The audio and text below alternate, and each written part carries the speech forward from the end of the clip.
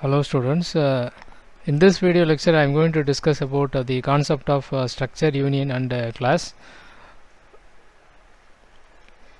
In order to understand the benefits of structure, we have to understand the limitation of an array.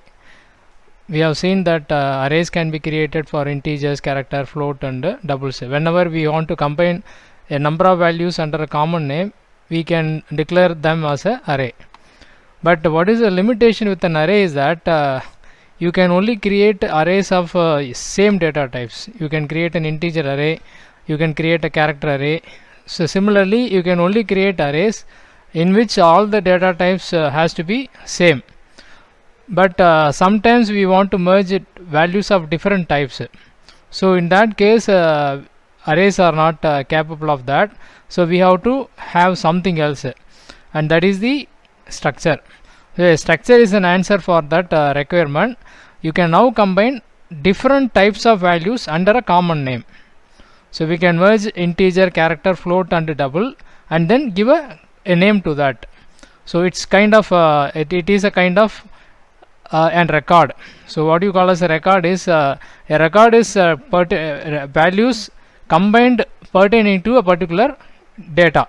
So for example, record of an employee, record of a student, in that register number is an integer, name is a character array, and then there is also a character as the gender, but they are all commonly known as record of a particular student. In the same way, we can create records under C, C++ with the help of this the mechanism called structure. So that is the basis of structure and its advantage. Once you declare a structure, then we can create any number of variables from that, and for creating a structure we use the keyword called struct, struct. So you have to use the keyword struct followed by the name of the structure that we want to create, and within that brackets we have to list out all the members of the structure, and this is what is referred as a structure template or structure definition. And you can create the object or you can create the variable for the structure either within the structure definition or separately later in the function. We will see both the examples. So this is the example of a structure definition. Here I am defining the structure as ADDR. It represents the address, postal address, and within that I have these members: the name, street, city, state, and an integer value as the pin code, and there is a semicolon put at the end of the structure definition, and we haven't created any variable till now. We can do it inside the function using this syntax. So we can use the syntax struct and name of the structure as we have mentioned here, and the name of the structure variable semicolon.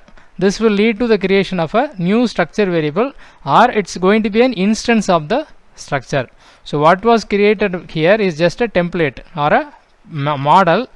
The actual variable or actual memory representation is only created in this line. In C++, there is a slight convenience in this declaration. You don't need to mention the keyword struct. So you can just write the name of the structure that you have declared and the name of the variable you want to create. So the struct keyword is not necessary, but if you write it, it won't be considered as a mistake. And this is what actually happens when you create a new structure. So according to this declaration, the memory is allocated in this way. The variable name is allocated 30 bytes because it's a character array. Each character is going to occupy 1 byte. Similarly, street is going to be taking for 40 bytes. City is allocated 20 bytes. State gets 3 bytes, and finally integer receives 4 bytes. And you can now calculate the total number of bytes going to be occupied by this particular structure variable called ADDR info. So it is going to be a sum of all these bytes. And there is also another way by which we can declare the same structure without even mentioning any name for the structure. that is only applicable if you create the structure variable within the structure definition before the semicolon. If you create your variable and you are never going to create any other variable for this structure, then this syntax is also applicable. You don't even need to give any name for the structure. Now how do you access the members of a structure? For that we have to use the dot operator. This is again a convenience over the arrays. In arrays, another inconvenience is that you will have to use the index for accessing the elements of an array. So if you want to access the third element, then you must know the index and use it as correctly as index 2, otherwise you will be accessing a wrong element. Whereas here in the case of a structure, we can just use the dot operator followed by the actual member name. So no need of any indexing. You can just access the individual elements as structure variable name dot member variable name. That's all. So something like here we are accessing the zip member of this particular structure variable as addr underscore info dot zip equal to the value that we want to assign. So this is this is the standard by which we can access the members of structures. Otherwise they are going to be behaving in the same way. Just because they are becoming members of a structure variable, their original behavior is not going to be altered in any way. So we can do whatever we want to do with an integer, we can do whatever we can do with a character. All that can be done just with the additional syntax requirement that you must precede the variable name with the dot and structure variable name. That's all. Next, structure assignments. So what happens when you assign structures? This information contained in one structure may be assigned to another structure of the same type. Just like you can assign an integer variable to another integer variable, you can also assign a structure variable to another structure variable. It's going to be getting a copy of all its members. For example, here I have declared struct with the int a and b, and then I'm assigning a value to a. Then I'm making an assignment of y equal to x. What really happens in this line is that x is going to be copied into y. In other words, in y also if you print a, it will print as 10. So it's nothing but making a copy of one variable into another variable. So that is the idea here. Next concept is arrays of structures. Sometimes we may want to create arrays of structures. In fact, it's very useful that we can we will be requiring this array of structure concept for a number of implementations. Say for example, you want to represent students in your program. So you will go for a creation of a structure. So structure student, and within that you will list out all the members that are required, register number, name, and so on. After that, if you want to have multiple students to be handled by your program, then it's natural to go for arrays of structures. With a single structure variable, you can only deal with one student record. But when you want to write a more elaborate program where you will be handling multiple student records at a time, then it's very useful that you can create an array of structure like this. This is the simple syntax. Once again, this is redundant in C++, the keyword struct, but nothing wrong if you mention, and then the actual structure name followed by the structure variable and the size. So now it's going to create 10 structure variable in which each variable will have all the members that were listed inside the structure. So each one of the structure, the array element will have all these members. Next is passing structures to functions. So we know that whenever we want to pass arguments, there are two approaches for that. One is call by value and call by reference. But before that, let me remind you the need of argument passing. Argument passing is necessary whenever the variable has a local scope and visibility. So that is, in other words, local variables. Whenever you have declared some variables as locally inside certain functions and you want to manipulate that in another function, then you have to go for argument passing. But that is not necessary in the case of global variables. Similarly, with the structure also, you have to pass them as arguments only if they have local scope, like in this declaration. So what we have done here is that this has been declared inside some function. It may be a main function or it may be some other function. As a result, it becomes a local structure variable and we cannot access it from any other function. It can be accessed only from within that particular function, and so we have to pass it as a argument. But on the other hand, if you had declared it like this, that is within the structure definition itself, if you have declared the variable, then it becomes a global structure variable and you don't need to pass it as an argument. So accordingly, we have to choose whether argument passing is necessary or not. But once you want to pass argument, that is, once you need to pass the structure variable as an argument, then we have to make a choice between call by value and call by reference. We know the difference between them. Call by value will not make any permanent change in the argument. So the called function, whatever change it makes into the argument, will not be reflected in the calling function. Whereas in call by reference, the changes will be impacted in the original variable. So we have elaborately discussed this under the concept of pointers. Just refer that, where there is a demo on call by value and call by reference. Now the question is that when a structure is passed, whether it is going to it's going to be passed call by value or call by reference by default, without saying anything. How by default it's going to be passed? So we have seen that when you pass an integer variable, it is going to be passed call by value. When you pass an array, it is going to be passed call by reference by default. So you don't even need to use any pointer. By default, an array is passed as call by reference. Then what about the case of structure? So for a structure, it's going to be call by value is the default. So whenever you pass a structure variable to a function, the changes made in the called function will have no impact on the calling function's structure variable. So if you want to actually make the changes permanent, then we must convert the function calling into call by reference. So we will see both of them.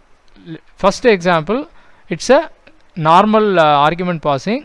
I have declared a structure variable as arg and assigning 1000 to that. After that, I am passing it as an argument to function f1.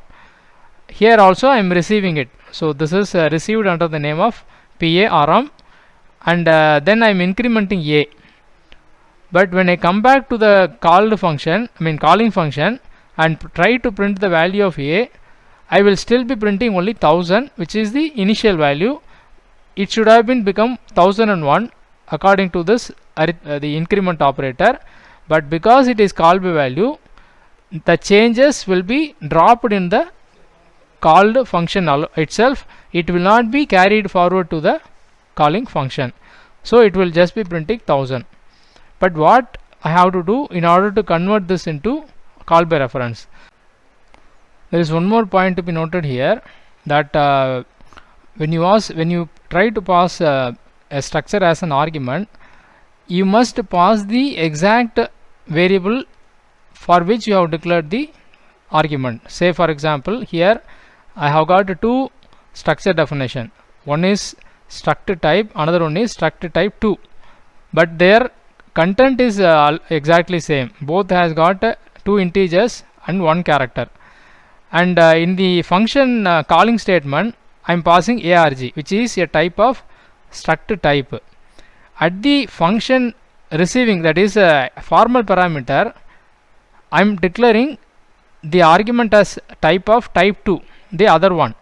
Even though they are syntactically, they are structurally same, they both have the same elements and the memory is also going to be equally allocated, still the compiler will not permit this kind of argument passing.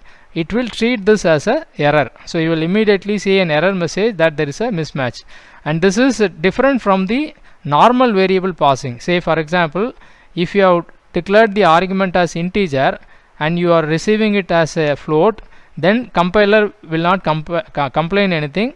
It will just do a type conversion. So integer will be converted into float, but no such type conversion is going to happen when it is involves a structure arguments. So you have to pass an exact type of structure in the functions, and there is no compromise in that. The compiler will not accept any if you try to pass some other structure variable. So keep in mind. Now we are going to look at the call by reference way of argument passing, and for that we have to go for pointers. So structure pointers is our next discussion. So how do we create pointers for structure? How do you assign address of a structure variable to a pointer, and how do we invoke call by reference? So we will see all of that. First, declaring a structure pointer. It's going to be struct addr is the name of the structure, and followed by the pointer variable name. So it's very much like declaring a normal pointer. If if you want to declare an integer pointer, then we would have mentioned int and then asterisk name of the pointer. But here, because it is going to be a structure pointer, we have to just mention the type of that particular structure. So that is what happened here. So I have created a structure pointer. What is needed next is that I have to link this pointer to the structure variable. For that, I'll be going for the assignment statement.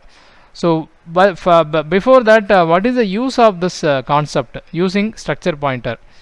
Number one, it is useful to convert the argument passing into call by reference. So we can pass a structure variable to a function, make changes in that, and those changes can be seen in the calling function also. That is one advantage.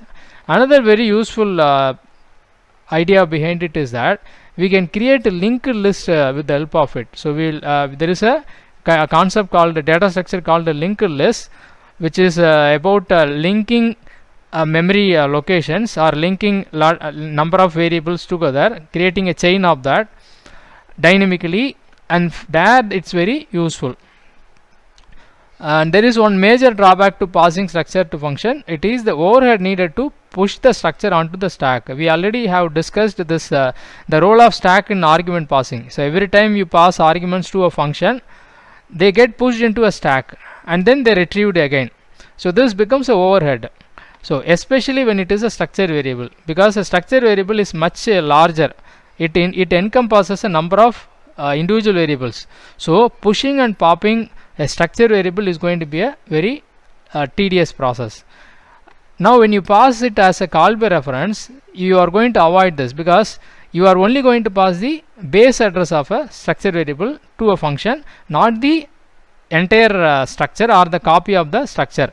So that will save this time which is spent for pushing and popping the structure to and from a stack.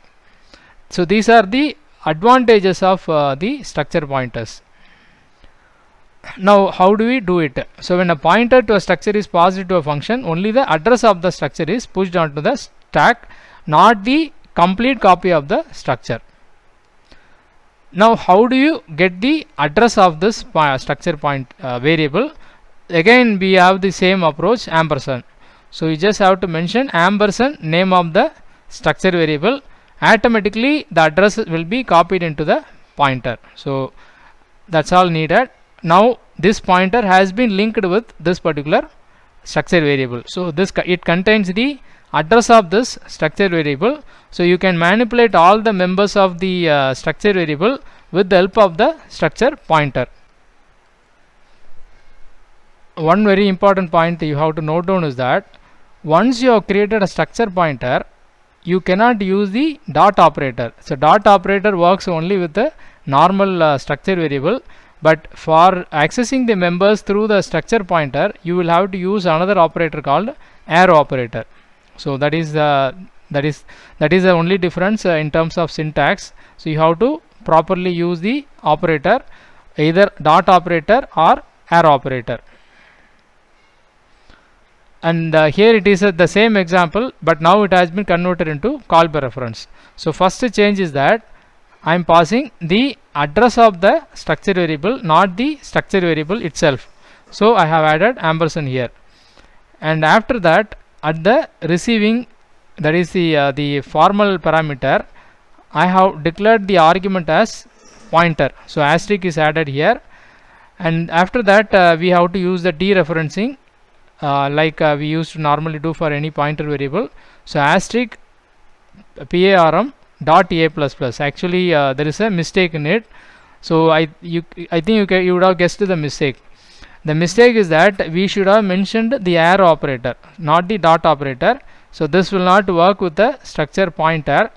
It should have been typed as asterisk PARM arrow A plus plus. Then only it will work. And after you completed this, when you come back and print it, it will be printed as 1001.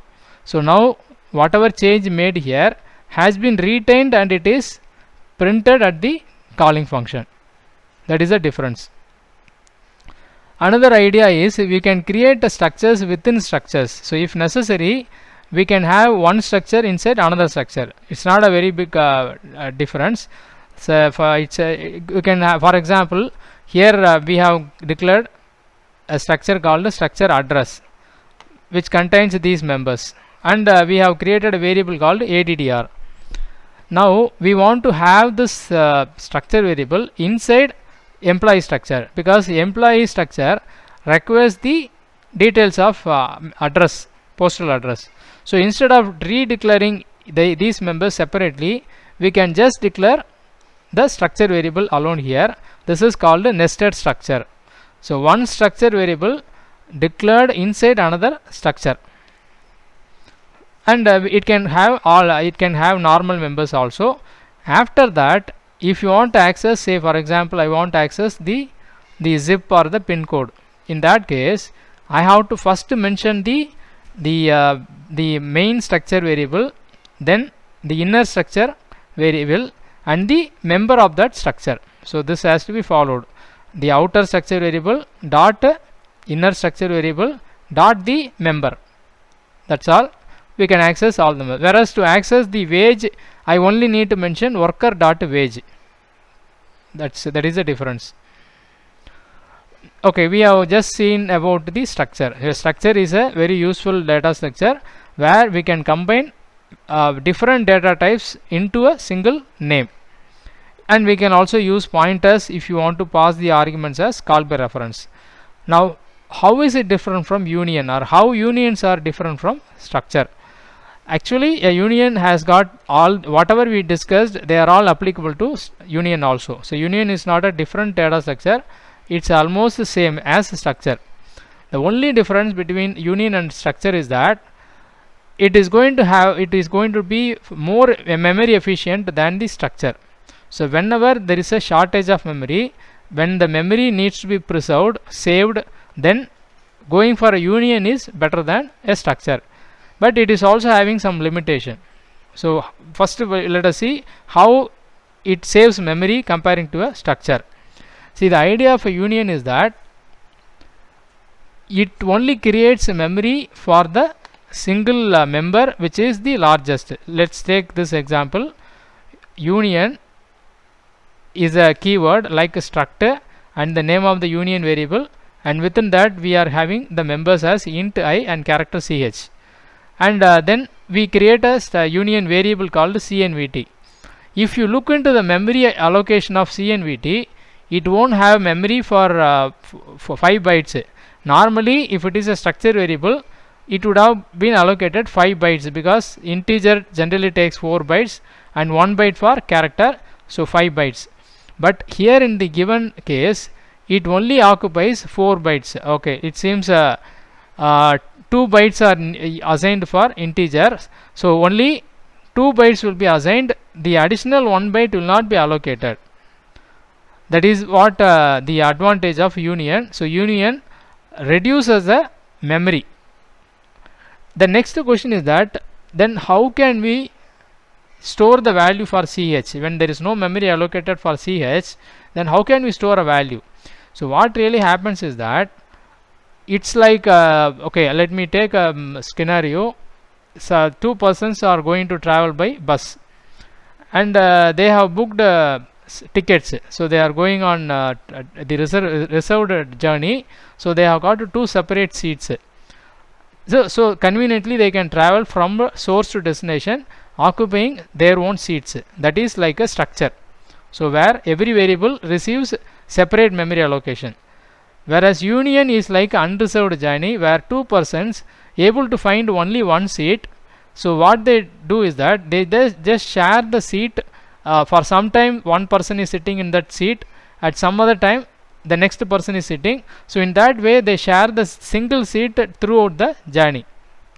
Similarly, under union, irrespective of the number of members you have declared inside it, it will only allocate memory for one of the member, and that member is the largest one among the given list. For example, if you have declared an integer, a character, a float and a double, then memory will be allocated as per the need of the double variable, and that memory will be later allocated used for the remaining members. This also means one more thing, that you cannot access all the members of a union simultaneously. So you can't write a statement like int the member 1 plus member 2 for member 3, or you can't print all of them simultaneously. This is only useful when you are going to use the members at different times. So I will be using one member at a time, and I will not be using two members or more than two members simultaneously. In that situation you can go for creation of a union. So generally we don't use unions in our programs, because it has a this limitation that you can't use the members flexibly as per your choice. So you have to use them one at a time. That is the difference and the drawback of the advantage and drawback of union. So advantage is it saves memory. Drawback is that you can't use all the members simultaneously. Now we are going to finally look at the difference between class and structure. So we have already discussed class and objects, and now we have declared structure and variable. Then how do we compare them? And remember that I am declaring C++ class with the C structure, because C++ structure is different. I will come to that at the end of the discussion. As of now, just think of the structure as we used in C, and think of the C++ class that we used in C++. These are the fundamental differences. So under the structure, if no access specifier is mentioned, by default all the members are treated as public. In fact, under the C structure, only for public visibility is available. There is no way we can hide anything, that is we can't make anything private. But under a class you can keep something private and something public, and by default all members are private in a class. In the C structure we can have only variables as members. We have never declared functions inside structure, only variables are part of structure. But in a class we have already discussed that its data, it is having the concept of encapsulation and abstraction. So we can have both data members and member functions inside the class. And when you want to declare a structure, we have to use the keyword struct, whereas here we have to use the keyword class. And to create instance, again we have to use the struct keyword, and here we have to use class. But in C++, there is no difference. In both the structure and class we can omit the keywords struct and class. And another difference is that when you create a structure instance, it's called a structure variable, whereas when you create an instance for a class, it is called object. That is because an object encompasses both the data members and member functions, whereas a structure variable is only going to hold variables. And it does not support any OOPS concept. Structure don't support any OOPS concept, but class supports all the OOPS concepts. And also there is no option of having a constructor destructor for a structure, whereas it can be added for a class. We are yet to discuss the what is a constructor and destructor, but remember that it's only available for a class, not for a structure. But all these differences are with respect to structure as in C and class as in C++. But if you want to compare the structure of C++ with the class, then the only difference between the two is that by default the members of a structure are public, whereas by default the members of a class are private. That is the only difference. Everything else has been removed. So the implementer of the C++ has made a structure to be same as a class. So you can have everything. That is, you whenever you create a object instance for a structure, it is an object. You can have both the member functions and the data members inside a structure, and also data hiding is also available. So everything has been made equal. Only difference is by default all the members of a structure are private, public, whereas by default all the members of a class are private. Otherwise there is no difference. So with this we are completing the discussion on structure, union and class. I hope you would have got a better understanding of the differences between structure, union and class. Thank you.